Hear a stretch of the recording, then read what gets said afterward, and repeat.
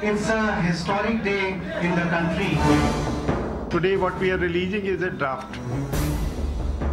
कितने क्लेम्स आते हैं उस पे निर्भर करता है। यह एक ड्राफ्ट है, यह फाइनल एनआरसी नहीं है। नाज़रीन आदाब, न्यूज़ 18 उर्दू में आपका इस्तकबाल है। मैं हूं विसाल आजम। असम में लाखों लोगों की शहरियत के मामले पर सबकी निगाहें टिकी हुई थी। एनआरसी का दूसरा मसवदा जारी किया गया, जिसके तहत 40 लाख लोगों को शहरियत नहीं मिली है। ताहम मरकजी वजीर दाखिला राजनाथ सिंह ने साफ कर दिया है कि इस मामले में घबराने की कोई जरूरत नहीं है। जिनका नाम मसवदे में नहीं है उनको अपनी शहरियत साबित करने के लिए एक और मौका दिया जाएगा। वाज़ेह है कि 3 करोड़ 29 लाख लोगों ने शहरियत के लिए कागजात दाखिल किए थे। इनमें से 2 करोड़ 89 लाख लोगों को शहरियत मिली है और इनमें से 40 लाख बाशिंदों में मायूसी है जिन्हें शहरियत नहीं मिल पाई है और वो बेयकीनी की कैफियत से दो चार हैं। It's a historic day in the country. Today what we are releasing is a draft. कितने क्लेम्स आते हैं उस पे निर्भर करता है। यह एक ड्राफ्ट है, यह फाइनल एनआरसी नहीं है।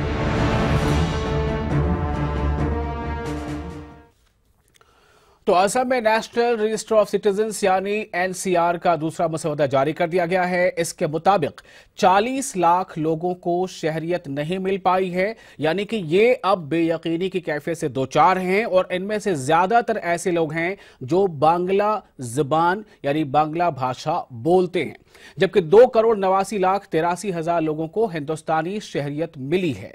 एनआरसी के मुताबिक जिन लोगों का नाम फहरिस्त में शामिल नहीं है उन लोगों को दोबारा मौका दिया जाएगा।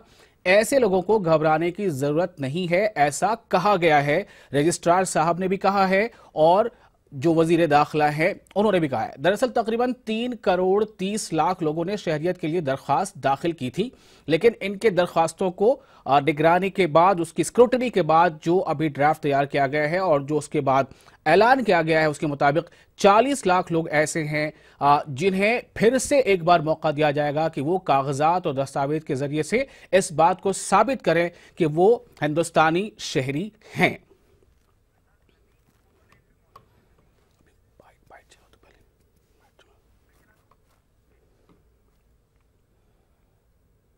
It's a historic day in the country and in Assam towards fulfillment of a major milestone of publishing the complete draft NRC under the monitoring and supervision and direction of the Honorable Supreme Court. I must emphasize that today is only a draft NRC. It is not a final NRC.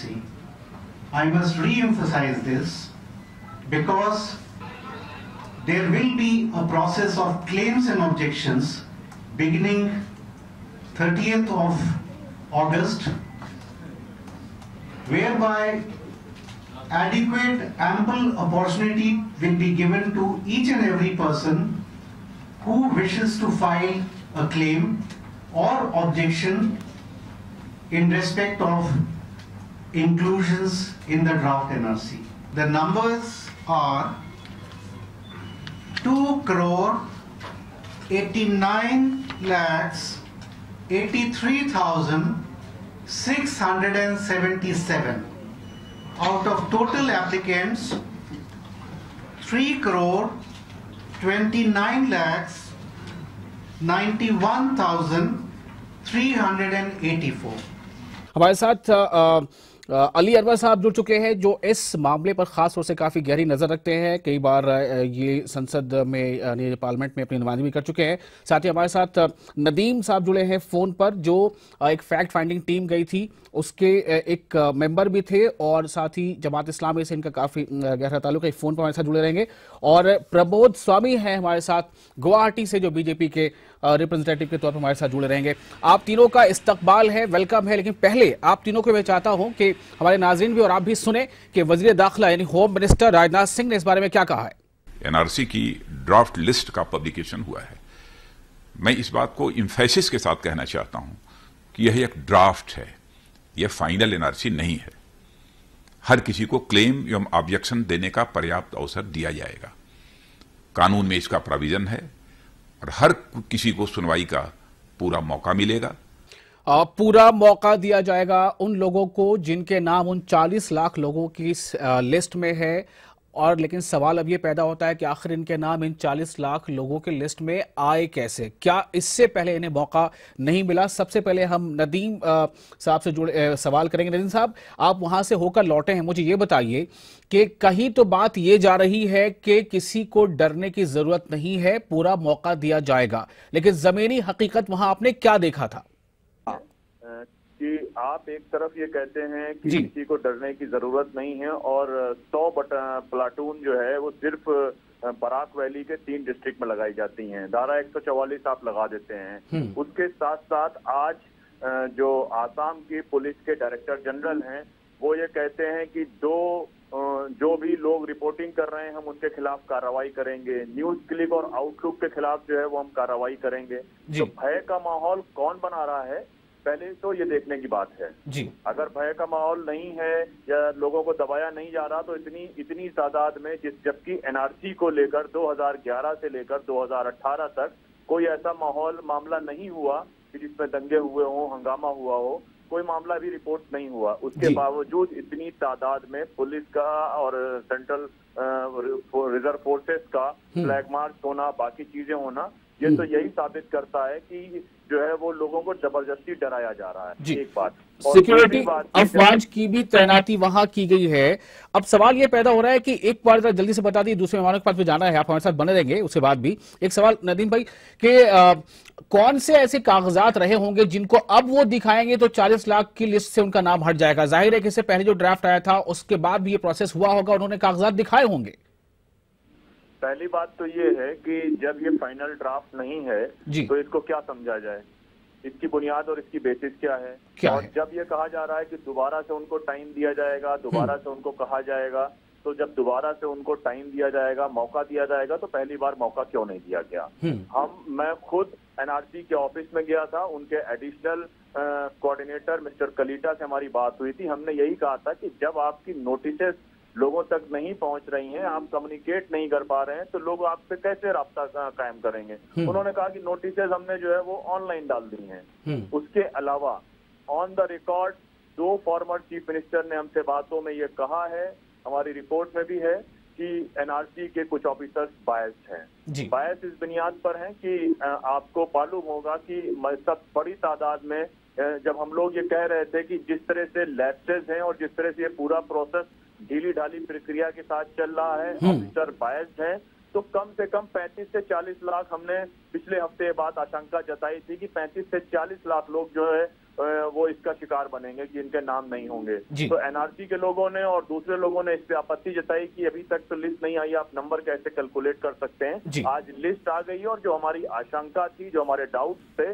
वो सही साबित हुए। जी बिल्कुल। नदीम भाई आप हमारे साथ बने रहे फोन पर।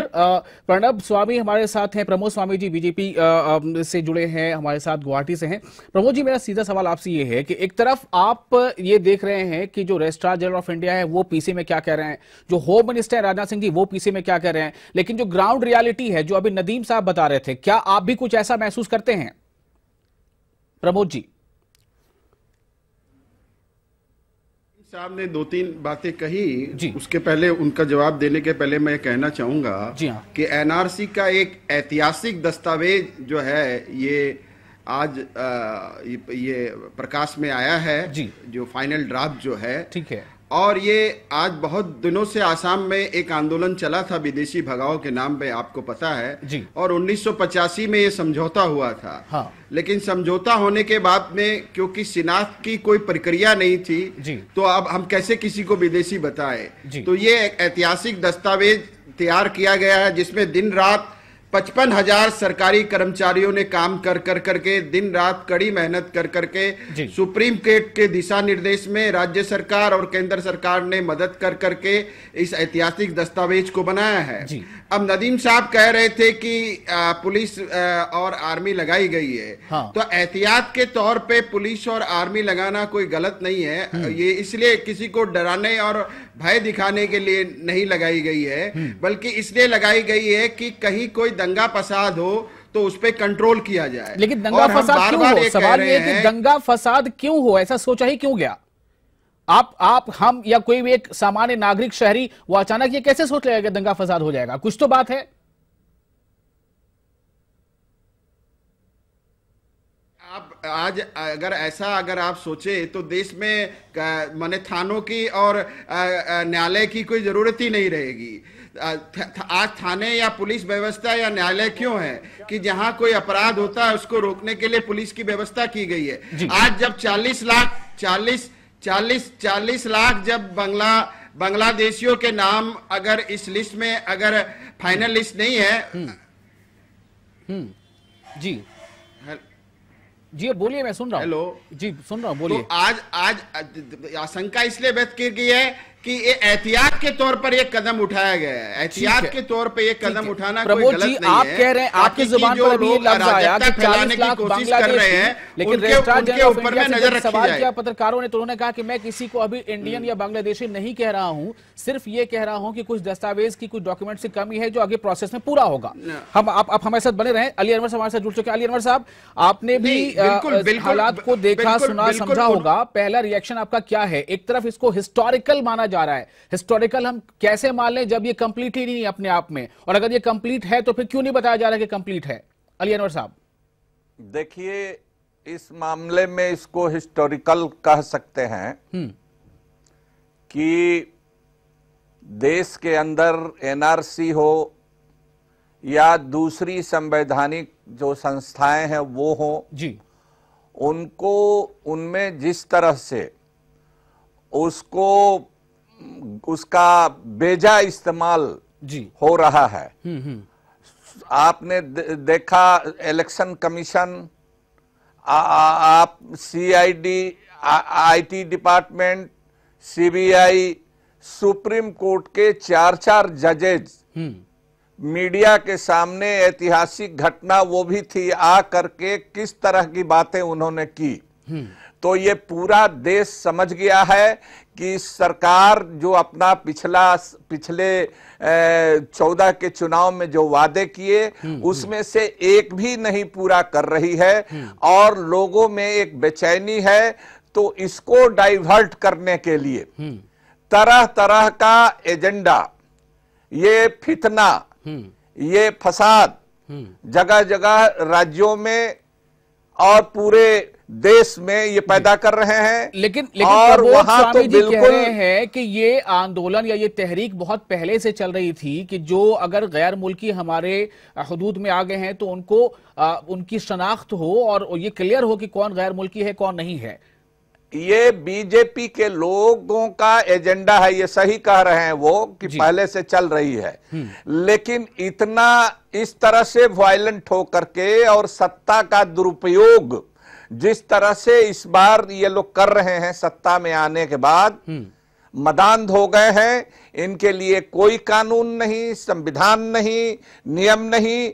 ये तो ऐसे भी अब देखिए इस तरह का माहौल बना रहे हैं। मॉब लिंचिंग की जो घटनाएं हो रही हैं, आप कैसी बातें कर रहे हैं कि कानून मॉब लिंचिंग, क्या बात बोल रहे हैं जनाब? मॉब लिंच, अरे भाई वही कह रहे हैं कि आज तक ऐसा नहीं हो गया, पूरी कानूनी ऐसा नहीं हुआ आज तक, ऐसा आप एकदम गलत बयानबाजी कर रहे हैं। कहीं हुआ, आप बिल्कुल गलत बयानबाजी कर रहे हैं। आप राजनीतिक से प्रेरित होकर के बातें कर रहे हैं। ये राष्ट्र की सुरक्षा से जुड़ा मुद्दा है। आप बोल रहे हैं बीजेपी का एजेंडा है, जो राजनीति नहीं कर रहे हैं। ये कैसे बीजेपी का एजेंडा है? तो ये नेशनल इंटीग्रिटी। तो सुन लीजिए, बात पूरी हो जाने दीजिए। हमने आपको सुना, टोका नहीं। मतलब ये है नहीं, आप गलत बयानबाजी कर रहे हैं ना, क्या बात पूरी करने चाहिए। आप बीजेपी का एजेंडा बता रहे हैं। आप क्या विदेशियों की शिनाख्त नहीं होनी चाहिए? विदेशियों को इस मुल्क से खदेड़ा नहीं जाना चाहिए? क्या विदेशी इस देश में रहने का उनको विदेशियों का हक है?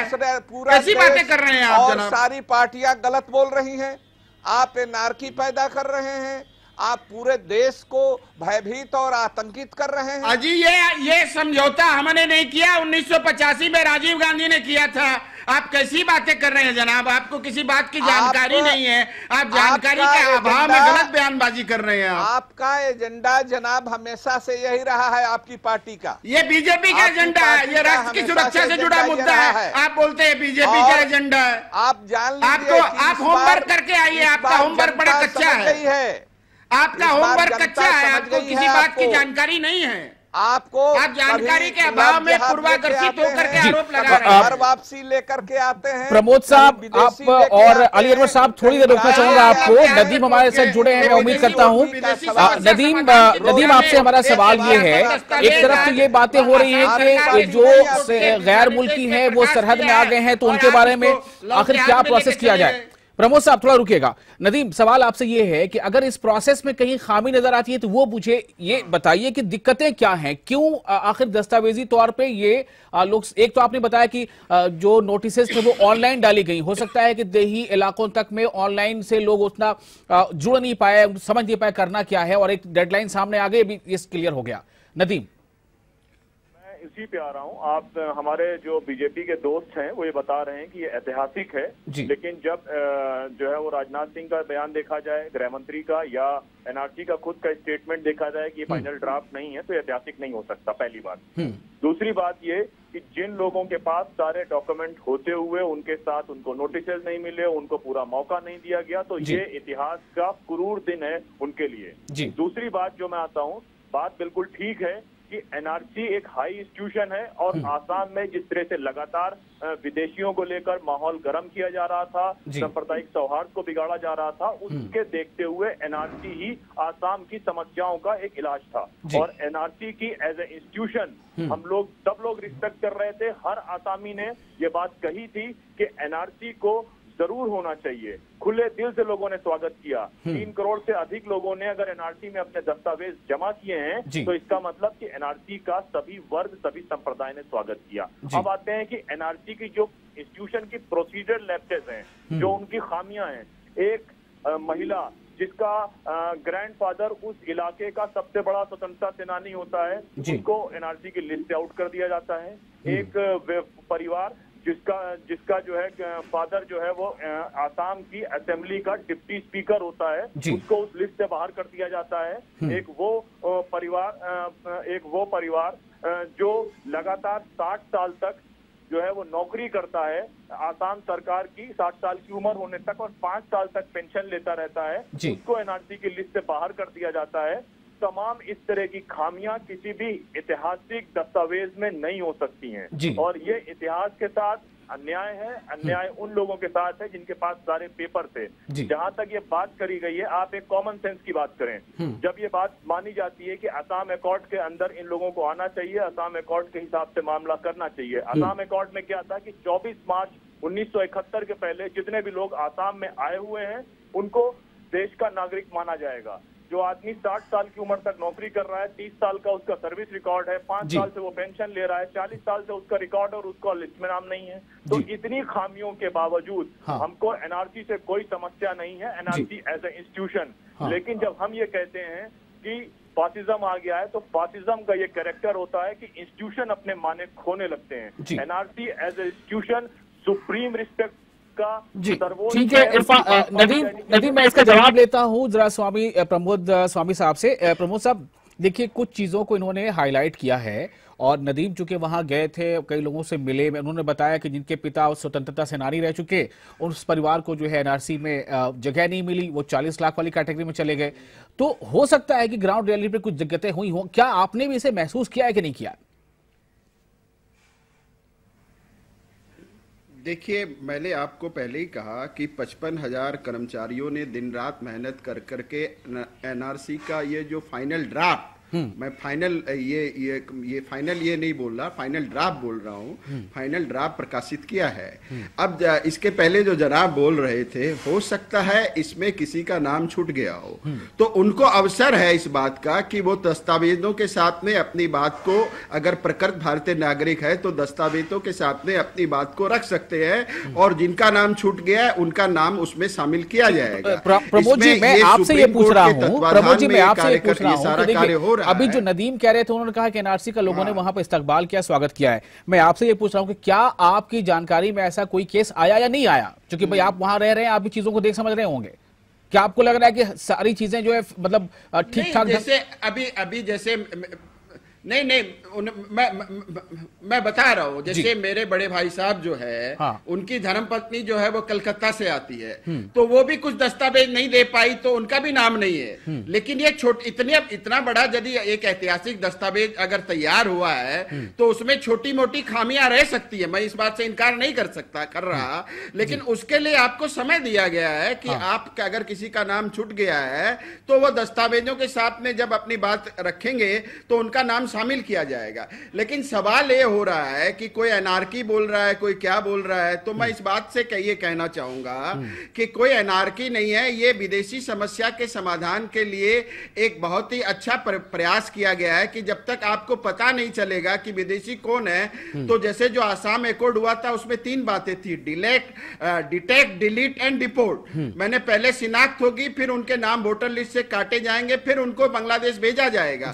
लेकिन अगर शिनाख्त ही नहीं हो तो उनका नाम वोटर लिस्ट से आप कैसे काटेंगे? तो आज जो बहुत से घुसपैठिए हैं वो आसाम में किंग मेकर बन चुके थे, तो आज ये एनआरसी का जो ये फाइनल ड्राफ्ट रिलीज हुआ है, इसके बाद में जब मैंने ड्राफ्ट रिलीज हुआ है, उसके बाद में जब फाइनल जब एनआरसी जब प्रकाशित होगी, तो उन लोगों के नाम एनआरसी लिस्ट से कट जाएंगे। तो ये सबके लिए अच्छा होगा कि भाई कौन देशी है कौन विदेशी है उसकी पहचान होगी, और विदेशी आदमी हमारे यहाँ सारी सुख सुविधा क्यों भोगे? विदेशी आदमी हमारा भाग्य निर्धारण प्रमोद जी इस बात क्या आपको नहीं लगता कि इस बात का बहुत ख्याल रखना चाहिए, इस बात का बहुत ख्याल रखना चाहिए कि अगर एक भी ऐसा व्यक्ति, एक भी ऐसा शख्स जो नदीम बता रहे थे कि जिसके पिताजी स्वतंत्रता सेनानी रह चुके, या कोई ऐसा व्यक्ति जो वहां पर सरकारी नौकरी करके 30-40 साल गुजार चुका, ऐसे में किसी भी एक के साथ अगर नाइंसाफी हो जाएगी, तो क्या आपको नहीं लगता है कि एक बहुत बड़ा, हम इसको कहते हैं गुनाह या पाप जैसा हो जाएगा? किसी भी प्रकृत भारतीय नागरिक का नाम बाद नहीं लिया जाना चाहिए, उसके साथ हम खड़े हैं, लेकिन किसी भी विदेशी का नाम इस लिस्ट में शामिल नहीं होना चाहिए, इस बात को भी हमें इंश्योर करना है। ठीक है, अली अनवर साहब आपके पास आ रहा हूं, मुझे ये बताइए कि जो लोग अभी 40 लाख के लिस्ट में हैं, उनके सामने रास्ता क्या बचता है? उनमें बहुत सारे ऐसे लोग होंगे जो फ्री एंड फेयर चाह रहे होंगे कि उनको मौका मिले, क्या रास्ता उनके पास? देखिए, मैं इंटेंशन पर ही सवाल उठा रहा हूं जी। मैं छोटी मोटी गलतियां उसका सुधार जी की बात नहीं कर रहा हूं, और इसको एक अलग मामले के रूप में नहीं लिया जाना चाहिए जी। मैं कह रहा हूं कि बीजेपी के पावर में आने के बाद जितने भी इंस्टीट्यूशन हैं कॉन्स्टिट्यूशनल, उन सब को तहस नहस किया जा रहा है। हम ये आरोप लगा रहे हैं, ठीक है, और देश में अघोषित रूप से एक इमरजेंसी जैसी स्थिति बना दी गई है। अब ये देखिए कि इसका क्या नतीजा होगा। ये चाहते हैं 1975 में क्या हुआ था? 1975 में क्या हुआ था? जब लोकतंत्र का गला कांग्रेस सरकार ने घोट दिया था। सबक लीजिए। नदीम, आपके पास ऑडियो कम कर दीजिएगा प्लीज, मुझे नदीम से बात करनी है, एक छोटा सा सवाल है। नदीम, इनके पास क्या रास्ता बचता है, जल्दी से जरा। पहली बात तो ये है कि ये ऐतिहासिक डॉक्यूमेंट अभी रिलीज इतिहास नहीं बनना चाहिए, जो इतिहास फर्जी हो, जो लोगों की इंटेंशन के साथ बनाया गया हो। हमने आज 13 जून को जब प्रेस कॉन्फ्रेंस करी थी, तो मेरा स्टेटमेंट एक बहुत क्लियर था कि उन्होंने 40 लाख लोग मेंटली प्रिपेयर कर लिए हैं, they return their judgment and just collecting the evidence and witnesses। तो 40 लाख लोग टारगेट बनाए। रास्ता क्या है इस पे? 40 लाख लोग, और ये सब पॉलिटिकल मोटिवेटेड है, पॉलिटिकली मोटिवेटेड है। NRC is working under the influence of central government, under the influence of state government. As a process वो एक आसाम के लोगों की समस्याओं का समाधान था, लेकिन जिस तरह की लिस्ट निकाली गई है, जिस तरह से एक बड़ी आबादी को उसके अधिकार से वंचित कर दिया गया। नदीम, रास्ता क्या है? मेरा सवाल ये, इनके पास रास्ता क्या है? इनके पास रास्ता यह है कि इस लिस्ट को कायदे से इनको विड्रॉ करना चाहिए था, लोगों को समय देना चाहिए था, जब तक आखिरी हिस्से तक आप लोगों को मौका नहीं दें, क्योंकि हमारे कानून में यह कहा गया कि you are innocent until proven guilty. लेकिन बिल्कुल समय दिया जाएगा, क्यों समय नहीं दिया? शुक्रिया आप मेहमानों का हमारे साथ जुड़ने के लिए, इस खास मौजू पर गुफ्तगू के लिए। लेकिन हमें उम्मीद इस पर रखना चाहिए, वजीर दाखिला ने साफ तौर से कहा है कि this is not the final draft और final you can say an announcement. लेकिन सवाल अभी ये कायम है कि 40 लाख जो शहरी हैं, जो खुद को, जिनके ऊपर शहरियत का अब एक खतरा मंडरा रहा है, वो खुद को शहरियत से जोड़े या ना जोड़े, उनके लिए कितना बड़ा ये चैलेंज है। और इसी भी जैसा भी जो जानकारी मिली है कि काफी बड़े इलाके में सिक्योरिटी अफवाज को तैनात भी किया गया है ताकि वहां माहौल कुछ खराब ना हो। उम्मीद करनी चाहिए कि जो वजीर दाखिला ने कहा है उसी के मुताबिक इन्हें मौका मिलेगा खुद को भारतीय नागरिक या शहरी साबित करने का। शुक्रिया। It's a historic day in the country. Today what we are releasing is a draft. कितने केस आते हैं उस पे निर्भर करता है। यह एक ड्राफ्ट है, यह फाइनल एनआरसी नहीं है।